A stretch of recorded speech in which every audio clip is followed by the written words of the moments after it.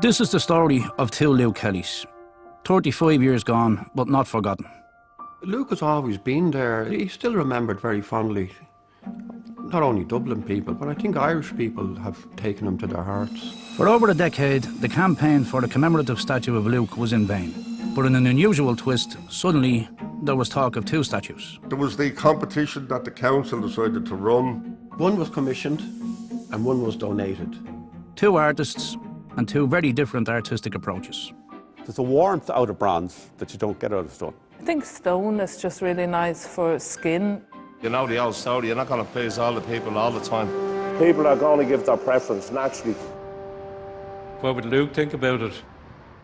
I'd say he'd probably just dismiss it and say they'd little to be doing a statue of me.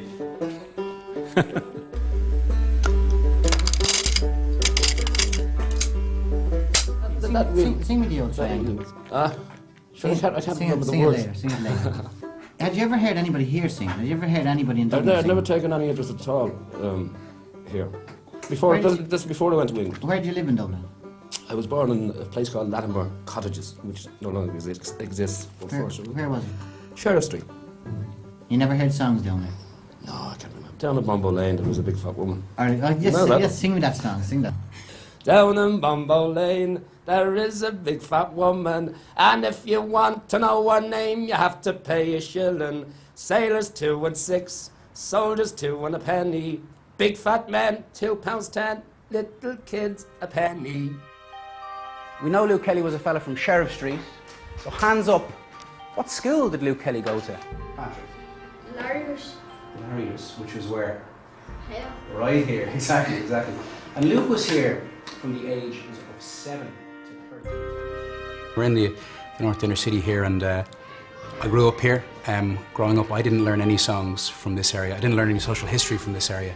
I don't know if there was a concerted effort not to have us know our history and know our songs, but I think learning these songs helps to really instill a kind of sense of like local pride and place. Who can tell me what was unique about Luke's accent and how he sang? Arthur? His accent is like very Dublin. What was his language like? Common. Very common, yes indeed. There was a room upstairs and it's like, when we go up there, it's like Luke Kelly's room. I think that was his classroom. We use it now as a computer room. His music is just great and I love all his songs. Well, if you got a window, take her up to Ringo. Her waxy single all the day. If you got a villa porter and you can't go any further, give your man the order back to the Cape. Take her up to Monto, Monto, Monto. Take her up to Monto, Langaroo. To you.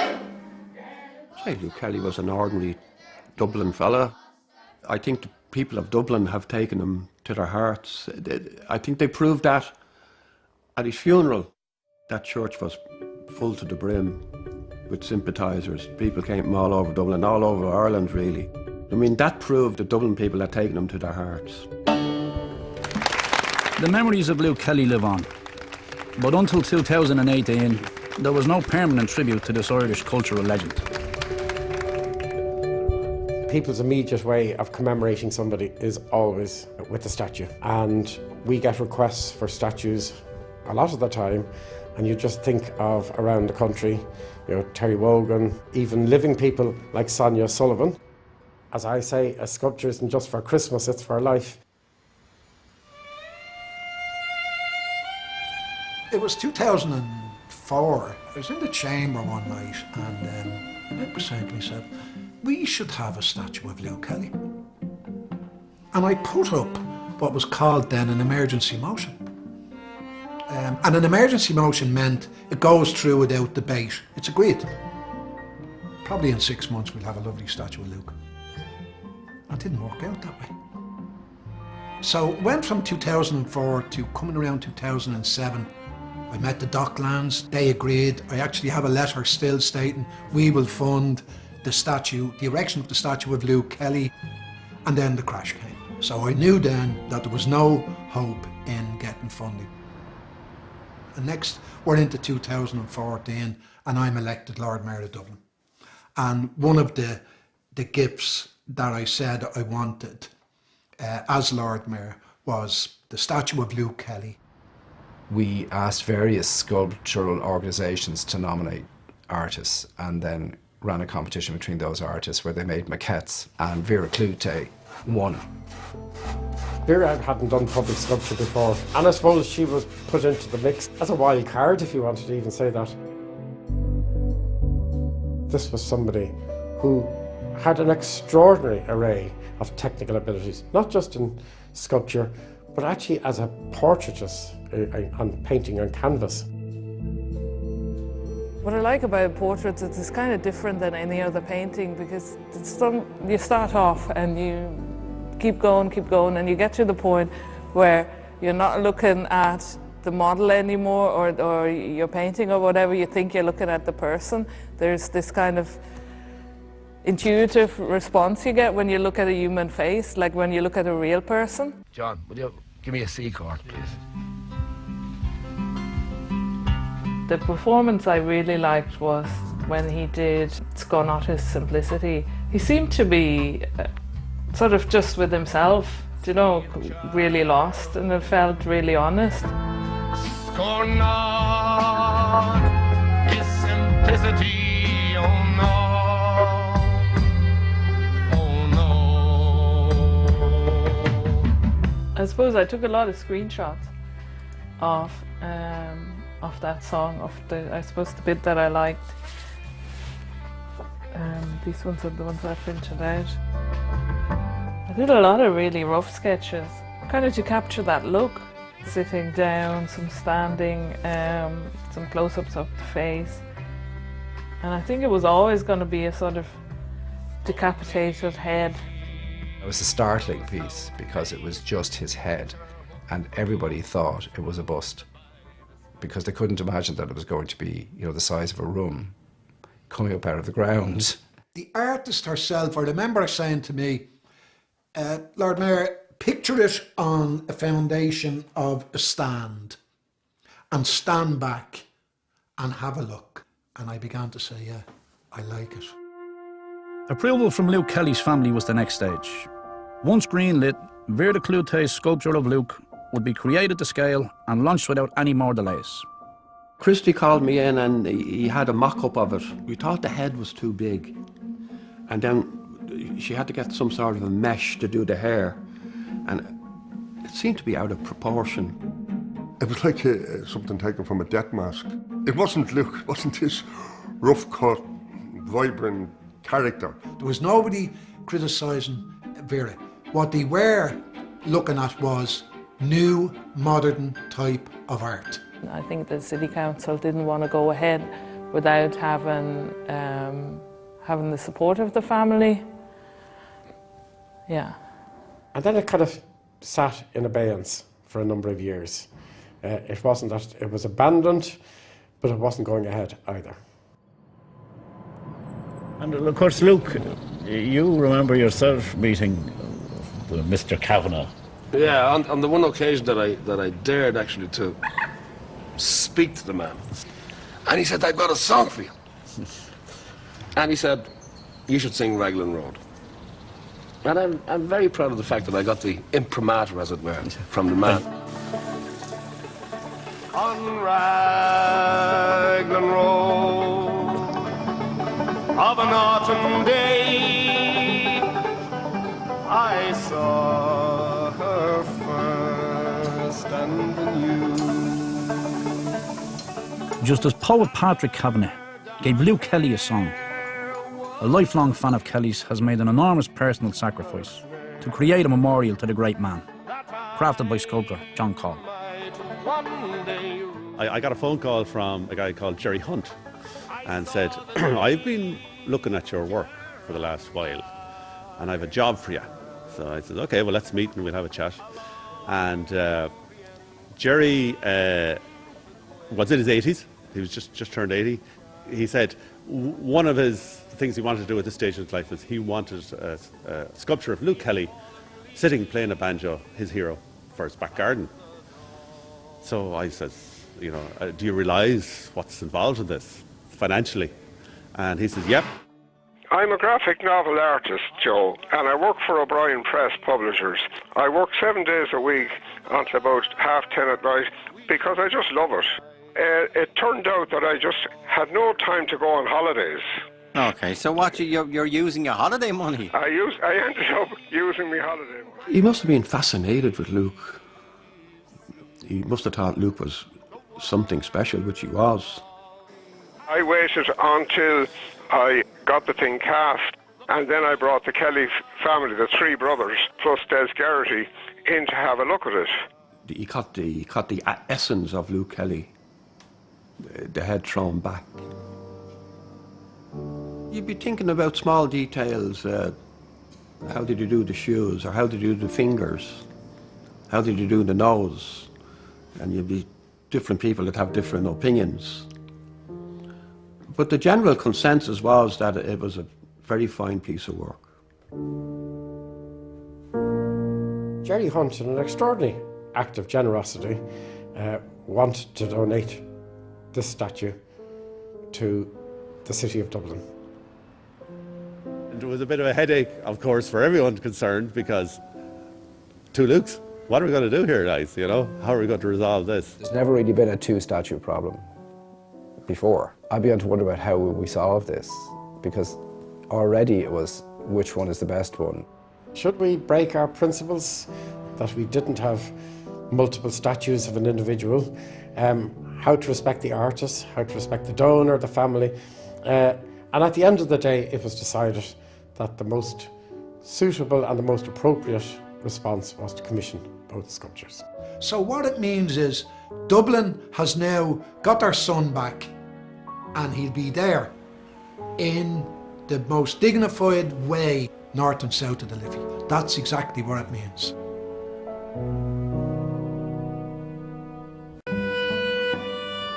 In spring 2018, the finished John Call statue was earmarked for the south side, and work on the north side statue by Verdi Clouthier would begin with a trip to Italy. In Italy, in Carrara, there's a huge market for stones, basically. I would have loved to get a stone from Ireland, because it would have made sense, but all the stones in Ireland are grey or green or blue, and it just doesn't work with his look.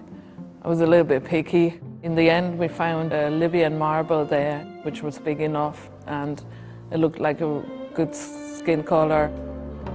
I'm not a stonemason, I wouldn't have done this by hand. It would have taken years to do it by hand. I looked into where I could find the facilities for scanning a model and milling the stone with a 5-axis CNC machine. It's like a big robotic arm that's just milling out of a big block of stone.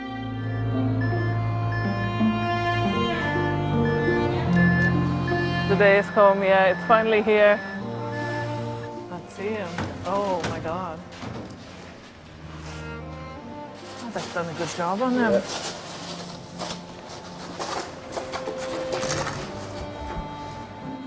That's a big head, isn't it? I can tell you that is Luke Kelly looking at it from the side, 100%. I'm delighted. Trust me on that. If things kind of run late. For 40 years here, working away, meeting deadlines every day of the week. So you haven't furnished a head with 2,000 heads before, though, have you? It is a wonder and a joy to be working on this statuette with this lady who has come up with the design, and together we intend to make a monument to this man for his music and for the love that Dublin people have, and we'll place him in his birthplace down at Sheriff Street on Spencer Road. A hungry feeling came on me stealing, all the mice they were squealing, all in myself. And the old triangle went jingle, jangle, all along the banks of the Royal Canal. The lags are worse. You know, live in different parts of the city, and we have different hobbies. Ronnie is keen on horses, Barney is mad on boats, and I play a little bit of golf. John is more of a homebody. He's very domesticated. I think he just likes fixing the house, fixing furniture, painting. Long time since I heard that interview, years and years ago. I think when a group is together for so long, quite a strong bond was established between the different members. And when Luke died, it was literally like losing a brother from a family, you know. There was a real sense of bereavement and loss there. And especially at such a young age, only 44, he'd so much more to give.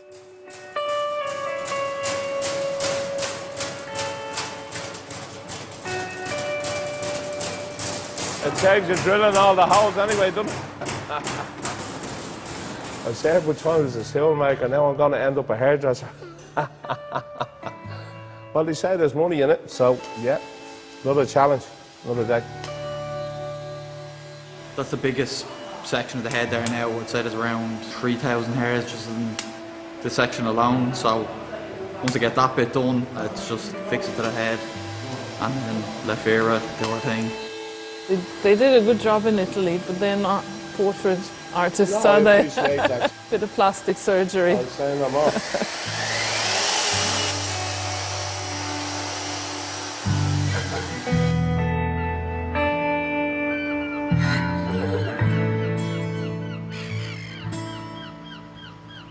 Yeah, remarkable, all right. Yeah. They're putting up 2 statues to him. The only man in history. Elvis didn't even get that kind of accolades. 2 statues in the one day, yeah. Me and Luke Kelly, we just grew up in the Sheriff's in the old flats and went to school together and do all the normal things that people do. And he went on to greater things and I went the other way. Look, on a hurdle, yeah. Yeah. 30 papers, yeah. Yeah, I'll set by next Wednesday, 30, yeah. The Luke Kelly statue. Half three, yeah. Like from our point of view, Kelly spent the first 13, 14 years of his life in Sheriff Street. So for us to have something of him is significant. There's the photograph there in 1953. The Geraldine Cup, was that? I'm there. That's Luke Kelly there. Very good player, good defender. And then in later life he became a defender in the quest for social justice, defending people's rights. So that's his legacy. School days over, come on then, John. Time to be getting your pit boots on. Out of the city of Dublin came this kind of passionate voice, and he had an amazing interest in politics, the politics of the left. Well, Luke would have believed the old slogan, a fair day's pay for a fair day's work. He would have believed in that people shouldn't be exploited.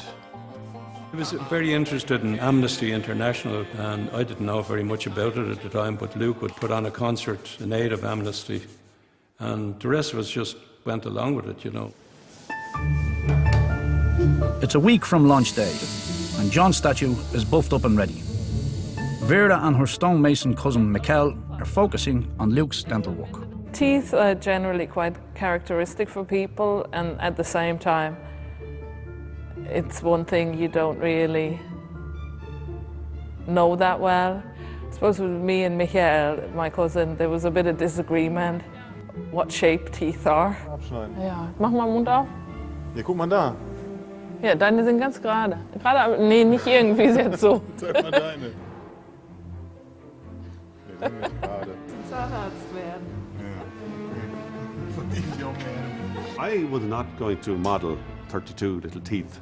So what I did was I had a route around my studio and I found a plaster impression that had been taken by a dentist of my lower teeth. And so they're my teeth. I was worried about that the moustache or the hair would look like it's stuck on, like a wig or like a, you know. I feel like I should be panicking at this stage because it's been picked up in 3 days. And up until this afternoon, he didn't have any hair on him. It's not a lot of time, but it's kind of doable. You okay in the sound of the... Nice little bit of an echo in the room here. Will I do that and just read it?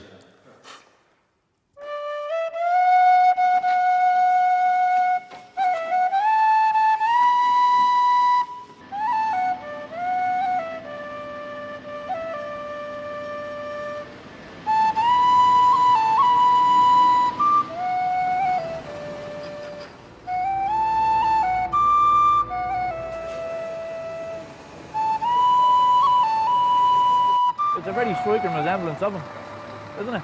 You know? There's Kelly back in Sheriff Street now. Just giving him the final touches.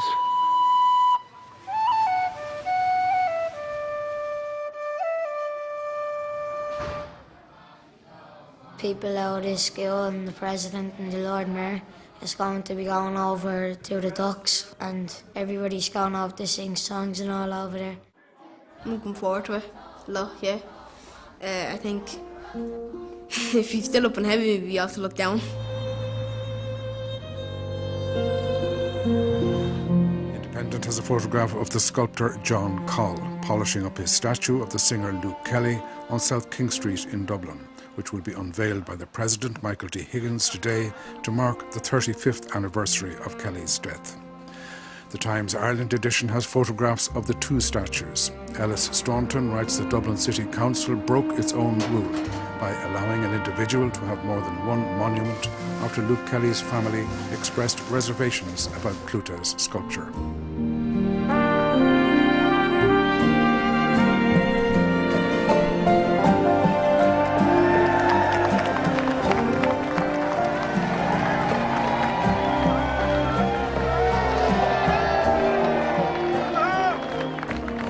The one in South King Street will have a lot more footfall because it's where it's situated. Because Luke frequented that area with Peter's Pub, Grogan's Pub, McDade's, they're all in there. It's inevitable that art is compared and contrasted, and just let people get on with it. That's nature, that's healthy. It's very, very good. It means that people are talking and thinking about it. One fella thought he looked like Jimi Hendrix. Heard he's a likeness to Lionel Richie. I'd say they're a bad ad for Specsavers because I don't know what kind of glasses they wear. To me, it's Luke Kelly. It's unmistakable. I think it's a wonderful bit of work. It's captured Luke in a different way. This is more modern, but Luke could be quite modern in his ways as well. I didn't think it was actually going to be that size. But it's lovely and it's eye-catching, and congratulations to the artist, Vera Clute. Well, if you got a wingo, take her up to Ringo, where to watch you sing, all day.